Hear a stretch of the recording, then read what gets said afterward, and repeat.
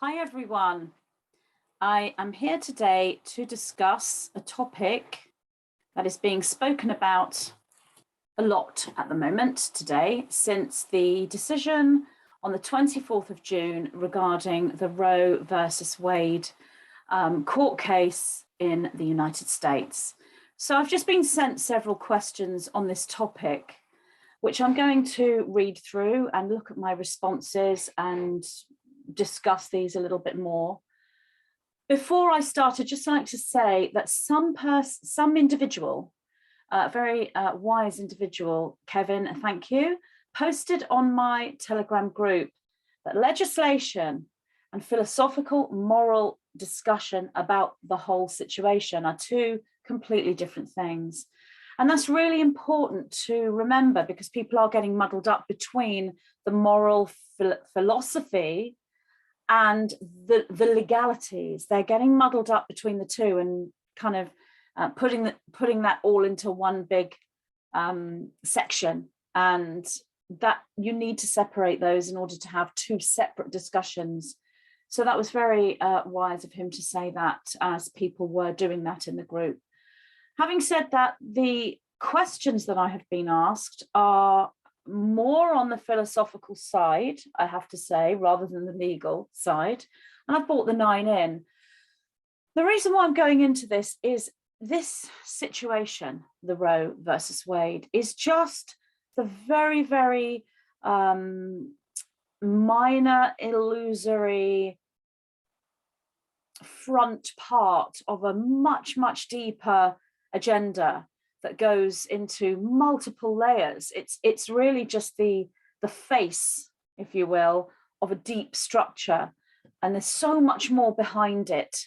And that's kind of where I'm going to go, not fully in this video, but I'm going to touch on that and give you the catalysts within the responses so that you can expand your thought into what's actually behind all this, or rather, this is just going to give you confirmation of what you already are feeling.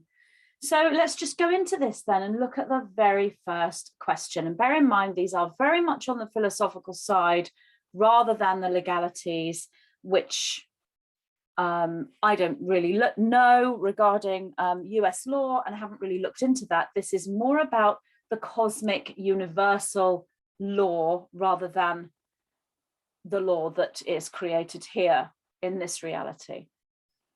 Okay, first question. Magenta, people have the right to choose. It may be an unconscious choice with unconscious consequences, but they have the right to choose. Plus, you might have cases where girls are forced. Let's look at the word beginning with R and ending in E. So that's one part of this. Or very young girls, or even illness of the mother involved.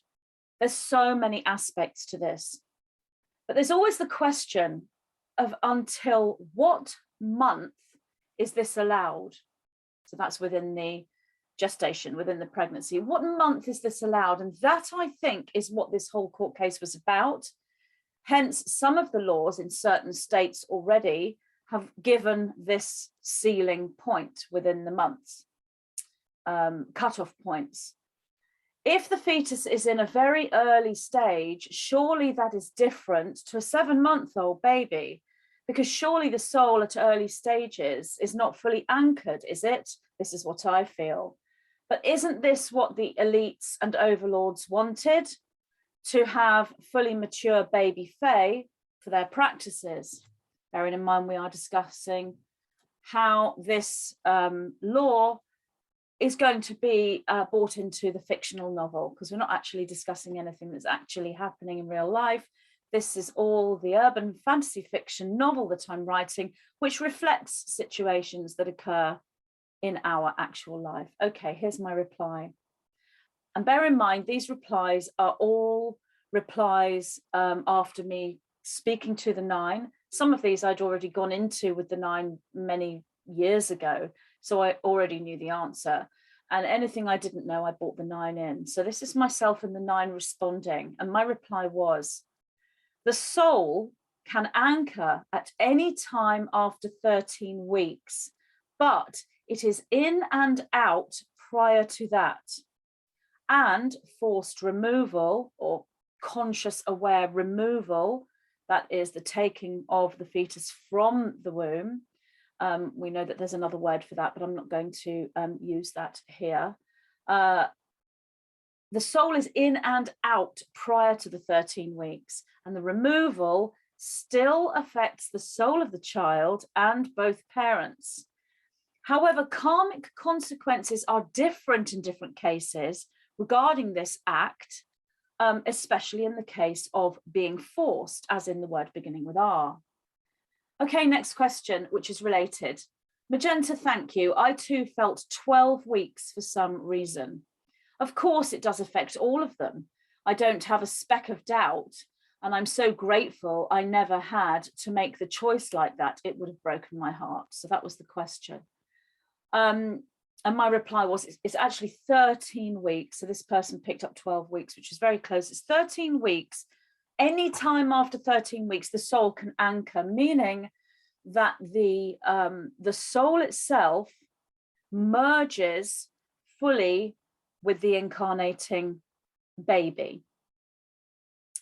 Usually what happens is the soul moves in and out and will spend time in the perspective of the developing fetus, and then will come out again to the expansive perspective, and will be looking from multiple viewpoints as a soul that's incarnating. So you'll look at the incarnation itself from the antimatter viewpoint, and then you'll be looking at the incarnation from I am now incarnated within the womb. And they're both simultaneous. So each way this is done is unique when a pregnancy occurs. Anytime after 13 weeks, that can be anchored. And some souls will anchor in and remain within the perspective of the womb. And other souls will move in and out. Other souls will remain outside in that sort of higher consciousness perspective of incarnation and view the incarnating fetus as outside of itself, like a kind of out-of-body experience, because baby can travel out of body at will. And this isn't just humans, this is all animals. When they're in the womb, they can travel in and out. Higher vibrational souls that have had multiple spiritual incarnations will often take that higher viewpoint. And sometimes they don't actually anchor in until the moment of birth. And in more rare cases, they won't anchor in until the baby is maybe days old. It's rare for it to go on for weeks, but even when the soul has anchored in with a few days old baby, they can still move in and out of the body, as out of body travel is incredibly common with babies, and they all do this. So that's what occurs from the soul perspective. But as I say in another response later, life, as in from the physical level, occurs at the fusion between egg and sperm. When they come together, life is created. So the moral and philosophical situation here is incredibly difficult to look at from perhaps an orthodox religious standpoint, a scientific standpoint. There are multiple different ways of looking. I'm just showing you through objectivity and neutrality, without judgment, what actually happens. Life is created at the moment that the egg and sperm are fused, and that's physical life. The actual blueprint for that child is created prior to that even occurring, because the child actually has an involvement in bringing the parents together as well, so that that child can then use those parents as the correct energies and frequencies and coordinates for them to come in with the aligned genetic material that they need. So it's quite deep as to how it happens. So this question is, of course it affects all of them, and that is in response to me saying the soul of the child and both parents. I'm so grateful I never had to make a choice like that. Okay, so that's a personal feeling. So my reply, the Roe versus Wade will not take away a woman's right to choose. So this individual is asking about people having the right to choose, which was the first question. So a right to choose, a woman's right to choose, whatever that may mean, whatever that choice may mean, this particular court case in the US isn't taking away the right to choose, but it depends what the choices are and how they're expressed. But the overall court case isn't actually taking that away. Nothing's actually changed there. And I then wrote, the situation surrounding this Supreme Court decision is much ado about nothing. That Shakespearean play. And it's an attempt to undermine and change the structure of SCOTUS and bring in other agendas. Because there is this huge philosophical argument going on here, stuck right in the middle of this legal change that really doesn't actually change anything when you look at it, because there are so many different states in the US.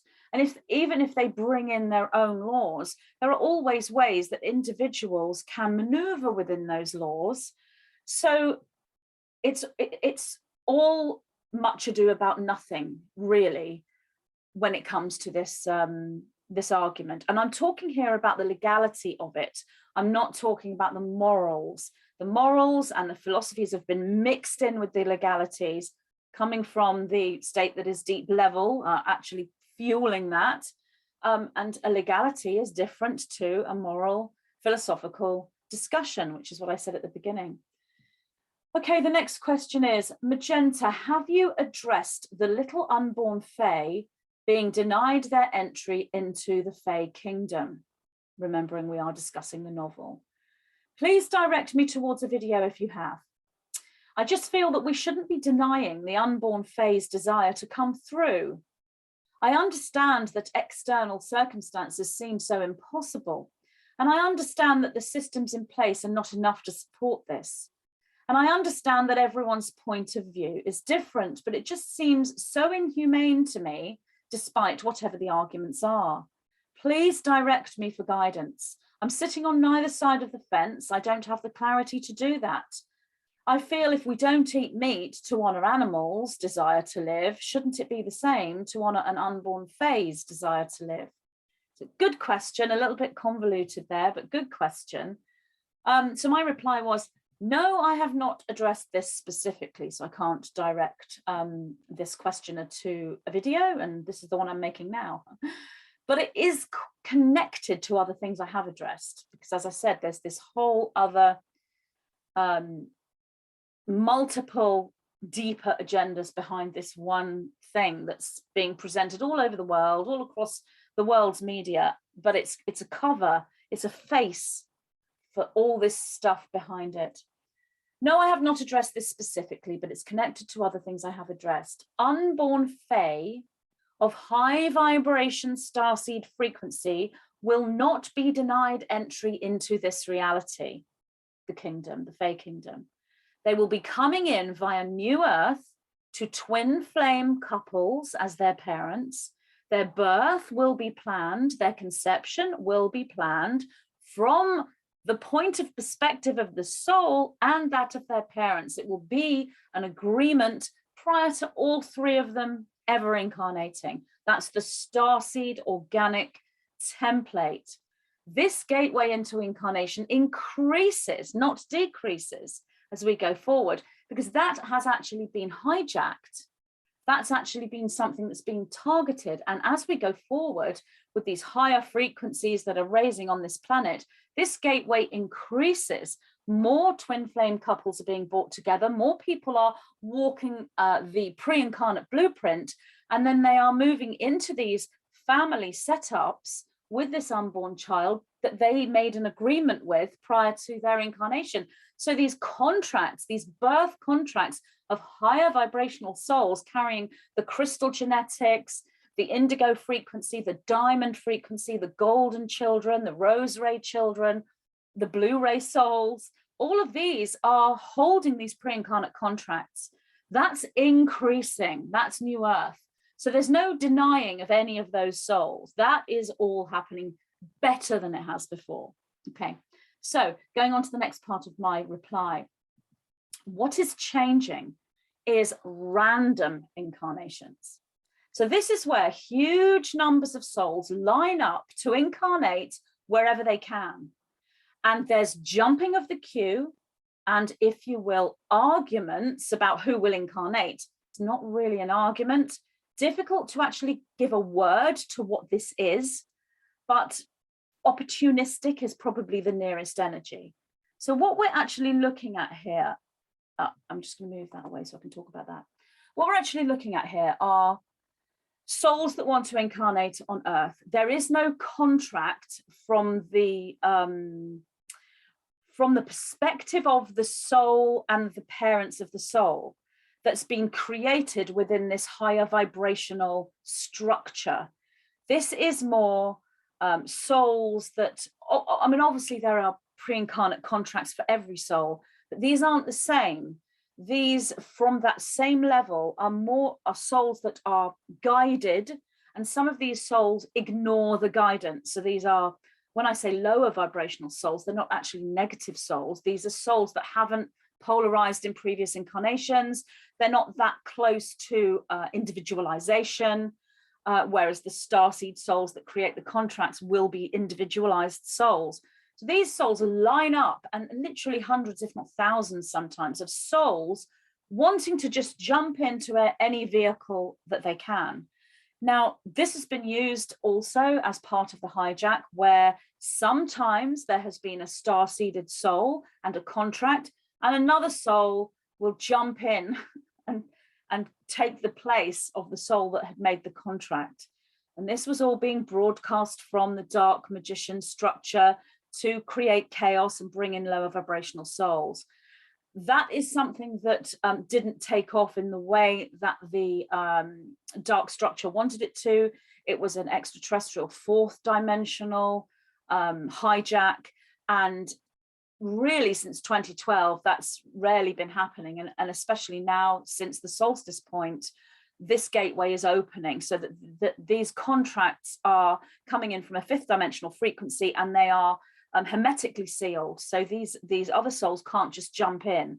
But what there is this is really coming in from parents who haven't decided if they want to have a child, parents who are not particularly spiritually aware. They're not aware of calling in souls. They're not aware of the whole incarnational journey. They may be not, if you will, twin flames or in love. It could be a chance meeting, one night stands. I mean, you know, there's a whole range of different reasons, and these don't align with the pre-incarnate star-seeded contracts. They align with a different kind of incarnational situation.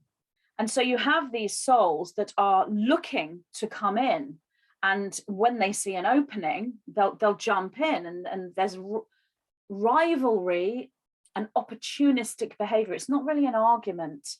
And obviously this is all frequency and energy and structures and consciousness that are, some of them are coming in from a reincarnational loop. So they've passed away, they've transitioned, and they're bouncing straight back into a reincarnation. And they're being pulled in through this sort of gravitational pull right back into the reincarnational wheel, the soul trapping, if you will. And they don't really have any awareness of jumping in. There's all different types. So these are different kinds of incarnations.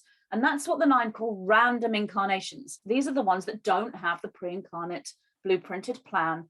Like the starseeds, and like the majority of people listening to this video, you will all be part of that contract. Otherwise, you wouldn't have found your way to this video. These random incarnations, this is changing. And this is what I put here. What is changing is random incarnations. This is where huge numbers of souls line up to incarnate wherever they can. And then there's jumping of the queue and arguments, if you will, about who will incarnate, not really arguments, but more opportunistic behavior. These random gateways are slowly closing due to the juice program. The juice program is closing these incarnations off. And this is where things are so deep with this whole thing, and why this Roe versus Wade thing is just so superficial next to the depth that's behind this. So this is part of the monad that I've been talking about, going into with the 9 and the information that I've been downloading over the last few weeks.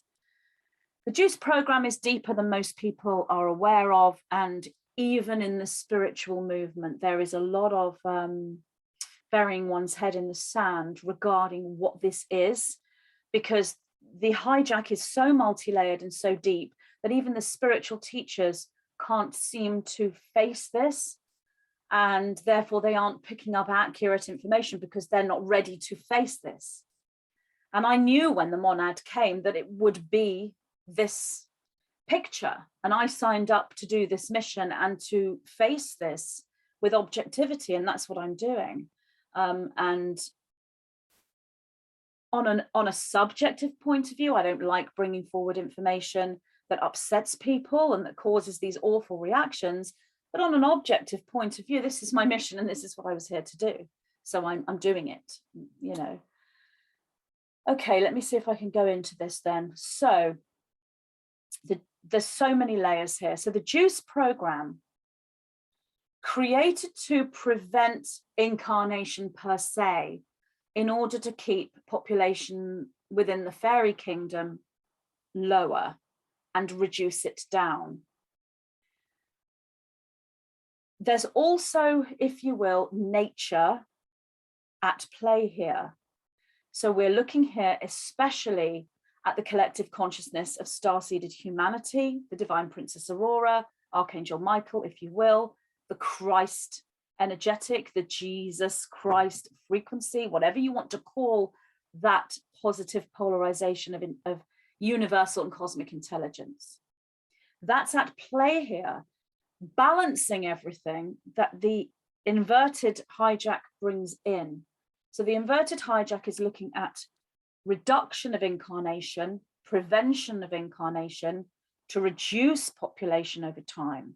But they're also looking at changing the type of incarnation that we have. And then there's this antidote coming in from this higher Christ consciousness, Divine Princess Aurora, Starseed, higher collective energy. So when they are preventing incarnations, what they are doing is blocking and closing the random incarnations. The reason they're doing that is because the juice program has been delivered throughout the population that would be calling in random incarnations. Not all of them. Some of these individuals would have made a contract for sure, but that's the kind of predominant place. These are the individuals who are calling in random souls or are opening to random incarnations. If there's genuine, true, divine love between the couple and they still haven't woken up and they've taken the juice, then that's a different issue. That's more rare, and those contracts potentially could be blocked, yet they could potentially be freed. So it would depend on what that couple do and their spiritual path. It's always to do with the spiritual path or the pathway into compassion and love, whether it's got a spiritual philosophy to it or not. So these individuals with true love, these truly nice, kind, loving individuals may still be opening to the contracts. But then you've got this majority sort of group of juiced souls that are within that sort of frequency where they'll be calling in random incarnations. So that's what's being blocked, because the juice program is preventing the ability for these individuals, or for any individual who's had the juice program without extreme detoxification and spiritual discipline and commitment, those that don't do that are actually opening themselves up to having the physical body changed in multiple ways, including hormonal and including fertility. So that's what we're looking at. Without going into this too much, in the village, we're going to be looking at an infertility issue. And if it doesn't occur with the parents, then the children that are coming will then have, the children that are coming into the juiced souls will then have an infertility issue going on with them. So the idea here, or the intention here, the dark magical spell, was to create this infertility line, which would then create a different kind of human, which I'll get to. What's actually happened at the moment, obviously they are coming in, they're realizing what's happened and they want to still change it, and they're going to be coming in from different angles. So we must always be vigilant. This attempted planetary takeover of the village from the overlords and vampires towards the fairies isn't over. It's changed its structure, but it's not over. So what's actually happened now are those that are unjuiced. What nature has done, or rather the Christ consciousness, Divine Princess Aurora, Starseed collective, positively polarized energy of the universe and the cosmos, what that has done is balanced all this, meaning that you have these unjuiced souls whose fertility has gone up. And so through the roof, you know, so these souls are going to be far more fertile and potentially will be bringing in multiple births. You're going to have twins and triplets, and there's multiple ways that this will occur. But the more twin flames are coming together within that unjuiced collective, there will be more of a desire to have a child. So, you know, women potentially who are haven't quite gone through menopause will find their fertility is going up rather than declining. I mean, there's a change to balance out what's occurred. So that's on one level. So that's why we've got this gateway into incarnation within the New Earth structure increasing, which it was supposed to be through ascension. Because what you actually find in ascension is power for those contracts, the ability to wield the contract itself. So what you're going to find here are parents that can say, we're not going to have a child. We'll speak to our future child, not yet, the time's not right. They'll be able to master the body, not now, because we've got this fertility surge at the moment, but eventually through ascension, they will be able to master their fertility. And then when they're ready, they'll call in the soul. That's how it will be. That's the way it will be. And some souls will be finding that now. The next level to that is when the baby fae are born to the juiced demographic that are within that random incarnation. And the random incarnations are still going on, but they're closing, they're changing. So some of these individuals will find that they're able to conceive, but the child doesn't make it to term in the village. This is all fiction.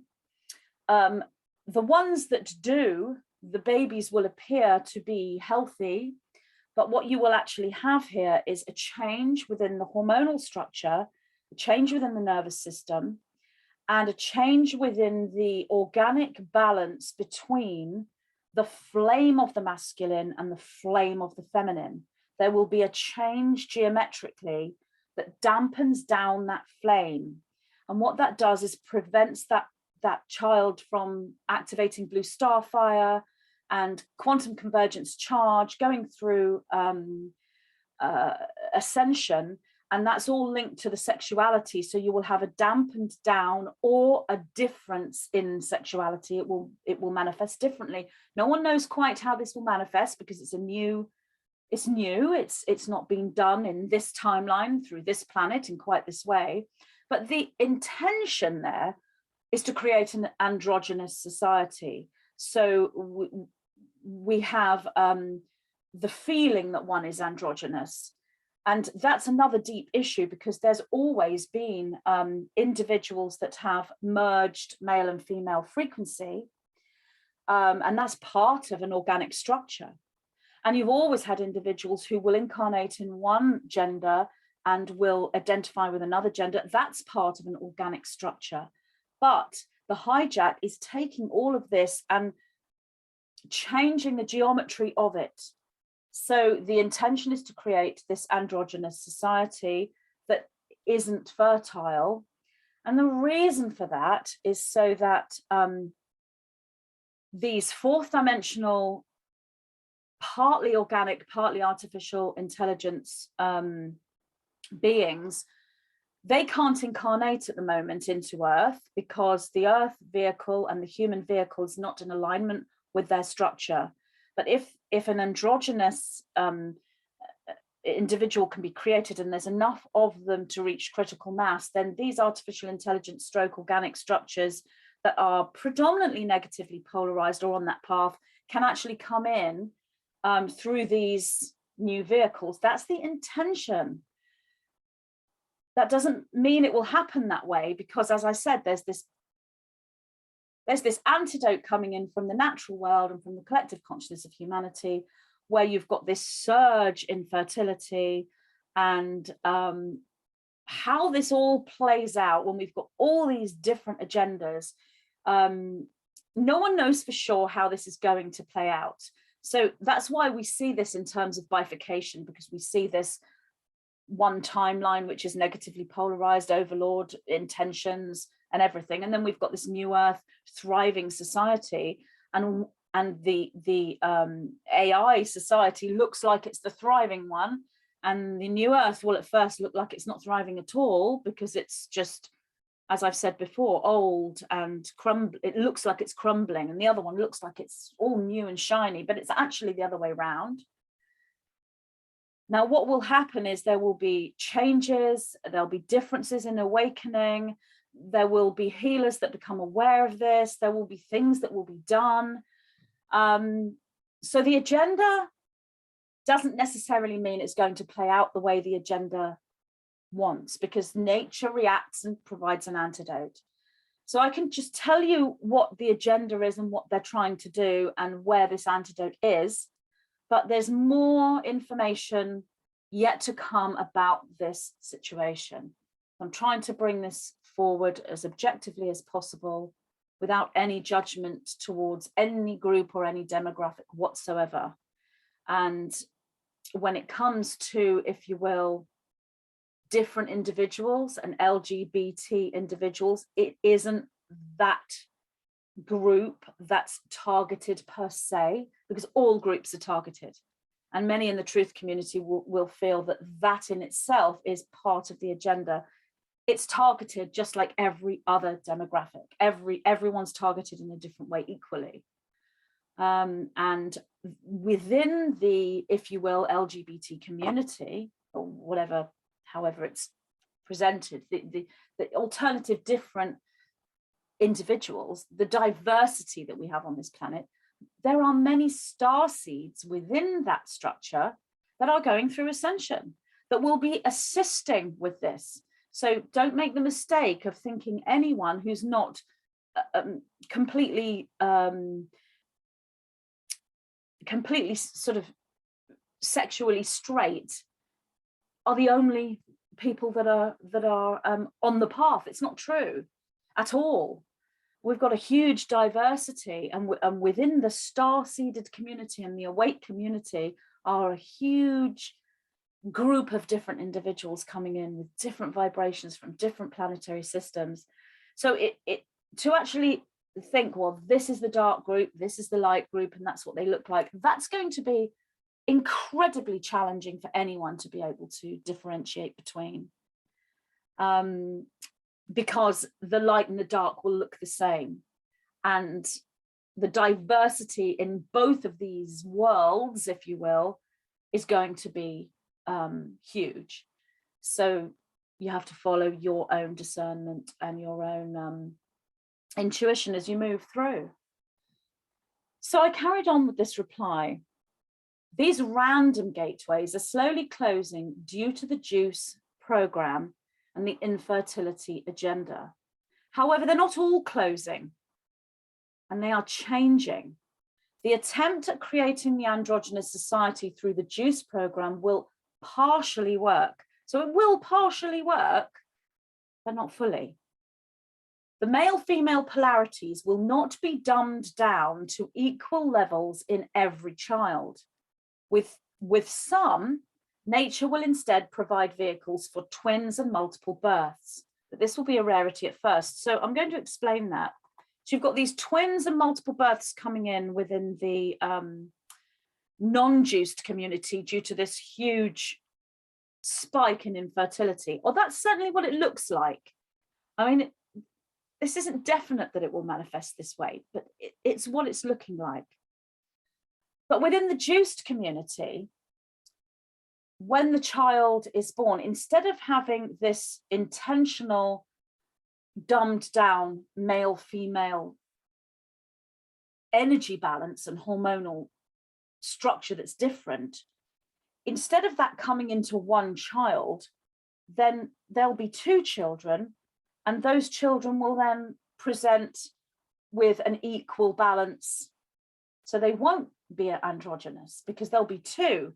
The energy that they're trying to send into one will actually turn to two. So basically, we're just going to see an influx of twins occur within the birthing community, whether people are juiced or not. But that's what it looks like anyway at the moment. But this will be a rarity at first. So this is going to take time, but after a while, there'll be more twins born than the normal. There'll be higher numbers of multiple births, especially twins. So due to this switch, no soul will be denied entry into this reality, but the incarnational gateways are changing after thousands and thousands and thousands of years. This, however, is nothing to do with the Roe versus Wade decision, other than that's the face of this multiple agenda behind it. It's just one step in the creation of this reality to host this agenda. That's all that is.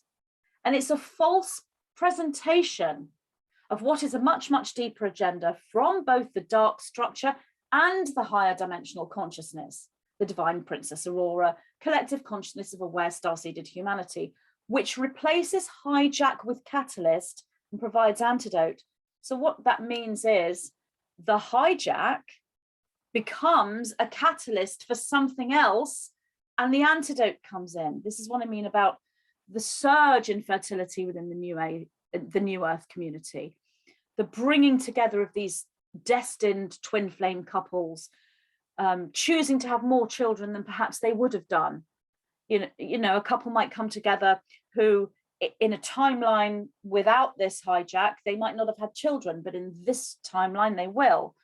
So the whole geometries are shifting in order to balance out this hijack, and that's the catalyst and the antidote. I know it's difficult to explain. So I went on to say, when you speak specifically of conscious removal of the child from the womb, then intentions coming in from the child's soul blueprint and both parents' experiences of reality and intentions are taken into account, as well as the global opportunity for expansion regarding consciousness itself, and for the free flowing of compassion within each human physical soul. The conception of each child is always a trinity. So in order to view with objectivity and neutral non-judgment, one must view the frequencies of the 3 points. That's the child, the mother, and the father. So let me just show you something I wrote down. I drew. I'm not very good at drawing. So let me show you here. So this is a trinity convergence that makes up the conception and birth of a child from the universal and cosmic perspective. So this is the spiral. This is a convergence of frequencies. And there are 3 points within this trinity. sorry, this is probably written back to front. Sorry about that. So this is, wait a minute, I wonder if I could change that. Just give me a second here. I wonder if that is changing. Yes. So if I change the view, then you can actually see the words properly. So here we have the child, the incoming soul at the top point of the Trinity. And then here we have the mother, the feminine aspect of the Trinity. And here we have the father, the masculine aspect of the Trinity. And from universal perspective and cosmic perspective, all of this is taken into account as one structure. So when we have philosophical discussions about how this is wrong or right from the incoming soul's point of view, the child's point of view, or how this is wrong or right from the mother's point of view, and to be honest, in these discussions, the father is rarely taken into account because legally it is the mother's wishes. Although obviously with the Roe versus Wade, that is appearing as though that has changed. It hasn't actually changed, but that's the presentation that is being delivered to humanity, especially in America at the moment. But from the cosmic and universal point of view, this is all one structure. So you would take into account the perspectives, the experiences, the intentions, the frequencies of all three of these. And this is whether it's a random incarnation or a pre-incarnate contract. So that's what you are looking at. So when people ask what's right, what's wrong, it's the structure you must look at, which looks at all three, because that's how the structure is created. You can't have an incoming soul without the masculine and the feminine. That they are the 2 points that create the creation, and it mirrors creation itself. So intentions coming in from the child's soul blueprint, and both the parents' experiences of reality and their intentions are all taken into account, as well as the global opportunity for expansion regarding consciousness itself. So expansion regarding consciousness itself, it occurs when these things happen, and the free flowing of compassion within each human physical soul. So this creates compassion. It might create friction and disharmony and emotional imbalance within all these reactions and disagreements, but this does create a free flowing of compassion within each human physical soul. The conception of every child is always a trinity, that trinity, every single time. And so in order to view this situation, whether it's moral and philosophical or legal, you can't view this without looking at the Trinity.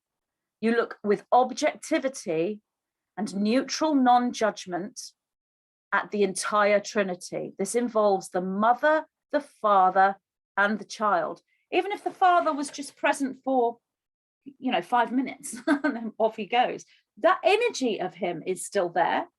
The intentions of the person is taken into the Trinity from a soul level. And how the child is conceived as well is also taken into the convergent structure.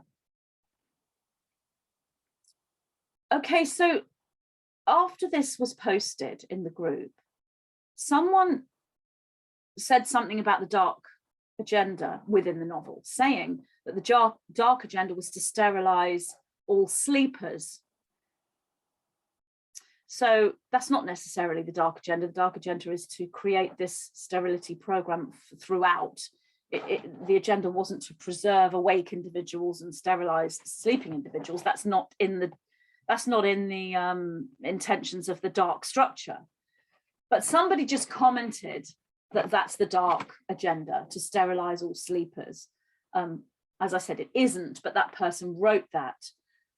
And someone else saw that comment and misunderstood and thought that the person was saying that we in this group think that all sleepers should be sterilized. And that's absolutely not what anyone said. But I did reply to this question because the person said, oh, it's a comment rather than a question, Magenta, sterilized compulsory sterilization for all sleepers? This sounds pretty dark to me. Apologies if I offend. I don't wish to be removed from your group, but any form of elitism is not of the light to me. We're sovereign children of God. That person's absolutely correct, but thought we were saying that's what should be done. No one was saying that, not that I saw. Anyway, absolutely isn't what we're saying at all. So I replied and said, I think everyone can agree with everything you are saying. And why would you be removed from this group for speaking truth? This is the juice agenda, one of them, which still a great many people do not realize, and it goes even further than the sterility, the sterile agenda. That's actually a byproduct of the true agenda, which is the creation of an androgynous society as vehicles for lower vibrational beings, not currently able to incarnate within Earth's human population, as their energetic frequency is incompatible. The agenda is to create the compatibility vehicles. It's a horrible bit of information to have to deliver, but this is what I have been told going into the monad, working with the 9. This is what I have been told is the agenda. It doesn't mean it will work. And this is a long-term agenda. And there's so much of this antidote and this changing coming in from, that's why the starseeds are here and creating the communities and coming together and having ceremonies and honoring the spikes in energy at the sabbats and the solstices, all the work the grid workers are doing. All of that is creating this energetic reaction to these agendas and changing them, because the plan for the dark structure is not to create twins and triplets and multiple births. That's the opposite. So everything is just bouncing back. So there is no need to be horrified, even though it's a horrific agenda, and I understand that. If we allow ourselves to become horrified and crushed emotionally by these agendas when we hear of what they are, then we lose the ability to be objective, because the emotions will take us away from that objectivity. So we have to find a neutrality. That doesn't mean we don't have compassion either. It's balancing all of those. And I have spoken about that so many times before. Anyway, that was the reply to that person who was talking about compulsory sterilization for all sleepers within the village, all the fairies, gnomes, elves, pixies, etc. Next question. Magenta, is it possible that the soul of the child and the soul of the mother decided together to have conscious removal of the incoming soul because the incoming soul didn't want to incarnate anymore? So that was a good question. Someone's waking up philosophically, or already awake, but waking up to that particular philosophy, that concept, which is what is occurring by these things happening. It's making people think about these things. And my reply is very rare. In most cases of conscious removal, all 3 points in the trinity are conflicting. So if I show you this, all of these 3 points, the child, the mother, and the father, are often conflicting with one another when conscious removal occurs. Not in every case, but usually there's a conflict. That's the child, the mother, and the father, all 3, not just the child and the mother, which is what most people are looking at. The father is equally as important as a point in that trinity. Desire to incarnate is paramount within every incoming soul, and the need to be born is written into the DNA structure of the child from conception. So incredibly rare for an incoming soul to change their mind and not want to come in. However, I go on to say sometimes choices change due to multiple reasons, such as non-aligned astrological patterns or order of birth within siblings. Yet these rearrangements usually result in a miscarriage, in losing the child. That's because with miscarriage, there is a free-flowing choice of energy, even if the mother and the father didn't choose that, or even if the incoming soul didn't choose that, there is a certain freedom within free will energy around that structure. But with conscious removal, it's a as I say, the conscious removal is an interruption of choice and free will rather than the resolution of choice and free will. It's an interruption of what would have been. It's interrupting that structure. Even though from the higher perspective, everything is planned out, we still make the choices here and we make the destinies here within this reality. So the conscious removal is an interruption of choice and free will rather than the resolution of it, and is far more karmic in presentation. So the conscious removal is more karmic, far less karma at all within miscarriage situations, unless, of course, there was a deliberate attempt to miscarry. And even that's not the same as conscious removal. Okay, next question. Magenta, at what point is the baby a sovereign being that we could protect their rights and will to live? So that's quite different aspects to this question. So the first part of the question, at what point is the baby a sovereign being? The baby is a sovereign being at conception, for that's when life is created. But are we able to protect their rights? Well, if you mean legally, that is the legal system is not often in alignment with what is organic. And protecting the will to live, again, I show you again this structure. When it comes to protecting the sovereign child, we have a convergence. We have a trinity of 3 points. So it's all three are taken into account from the cosmic and universal perspective. But the answer to when is a child sovereign, it's at the moment life is created. Next question was related to that. Magenta, is the baby not already a sovereign being prior to its creation in third density? So before conception? Great question, really great question. And my reply is yes, as a soul structure, individualized consciousness, but not yet as physical life. So yes, that structure is sovereign, but not yet within physical life until the fusion of sperm and egg creates life at that moment, that spark of what is going to be that person. Magenta, if the child is a sovereign structure at conception, then surely conscious removal from the womb is wrong. My reply, regarding the karmic consequences and patterns, one looks at the trinity of conception.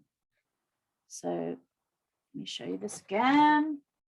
There's the trinity of conception. One looks at the trinity of conception, which involves 3 people: child, father, and mother.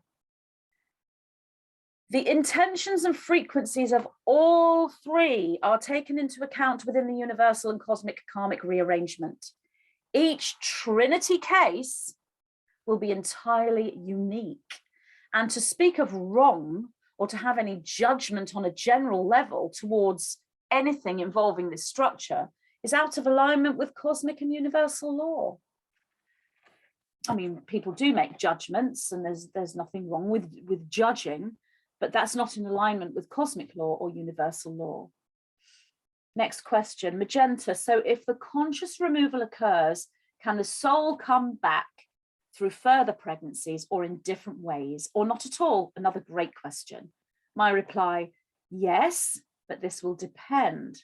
Sometimes the trinity blocks the soul.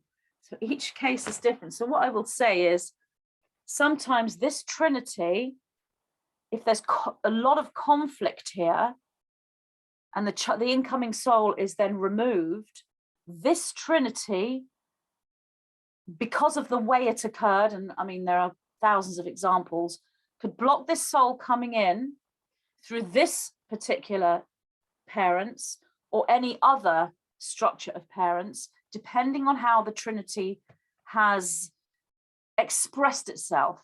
So we are talking about major universal structure here, and it's just impossible to actually sort of say how that could occur. But to give an example, the situation could become so negative that the mother decides not to have any more children, and you know, all sorts of things can occur, and this can block the entry for that soul, because that soul had chosen those parents for specific experiences within life, and it may be that experience is unique within that particular pairing, and it can't be brought forward in that particular time period. So the soul may have to go through evolution and lessons within a spirit antimatter state, or possibly jump into a different timeline, or jump into a different planetary incarnational point. I mean, there are multiple different things that can occur for that soul, but other times the soul can come back in with the same trinity or a different one. So, you know, multiple possibilities here. Okay, this is a really good question here. Magenta, please can you help me navigate through this issue? All along I've been in resonance with things the so-called truther community as well as the spiritual communities teach, and I'm deeply spiritual. But on this conscious removal issue, I feel out of resonance, as I feel ultimately it's the woman's right to choose and determine what she does with her body. Regardless of the reason or the explanation, any infringement is a limitation on her sovereign freedom. And right now, I can't even look at social media posts who are celebrating this decision. And I feel now I'm out of step with the spiritual community and the truth community. How do I navigate this?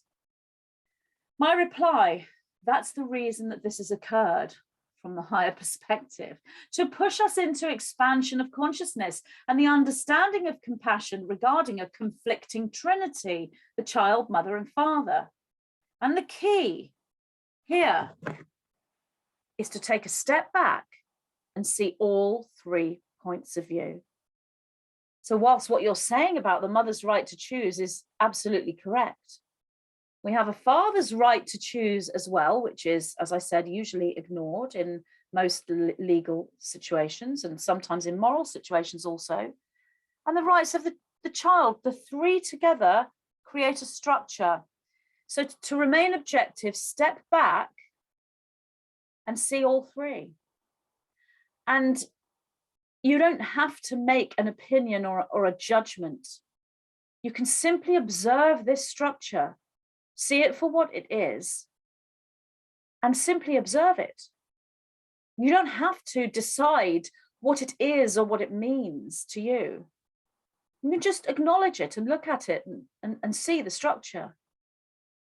You can give that over to the universe, the cosmos, or you can weigh in and decide, well, you know, I'm here, or I'm here, or I'm here.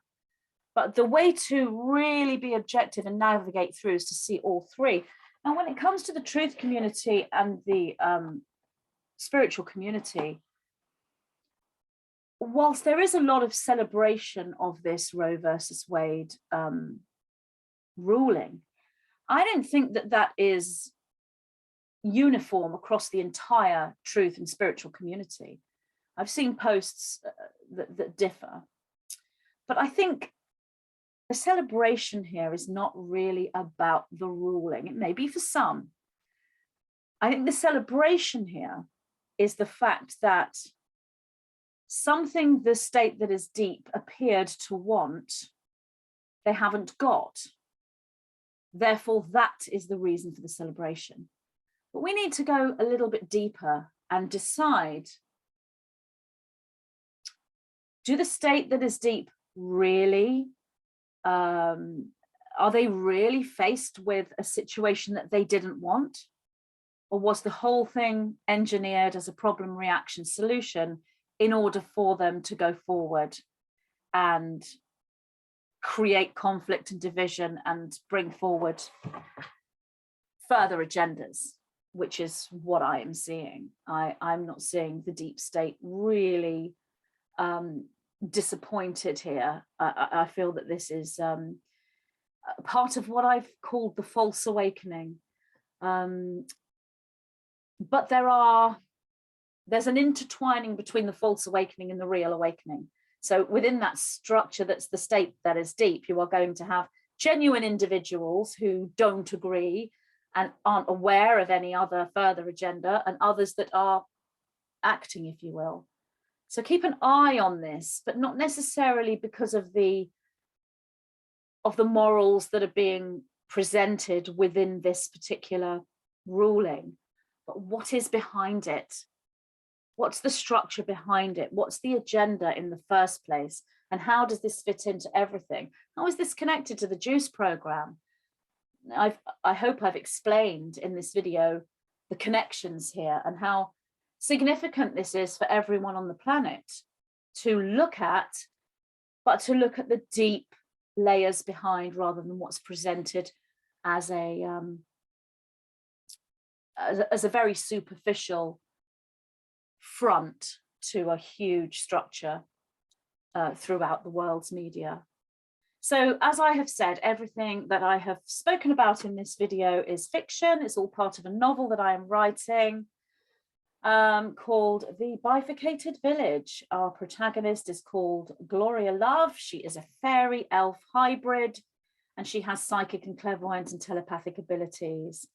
And the whole novel really is about her journey, and things that are happening in our real world are reflected within the novel, which is an urban fantasy fiction genre.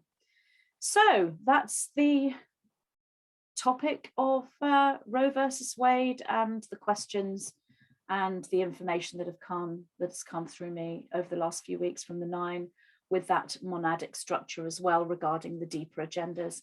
So thank you ever so much for listening, and I'll see you all again soon. Bye.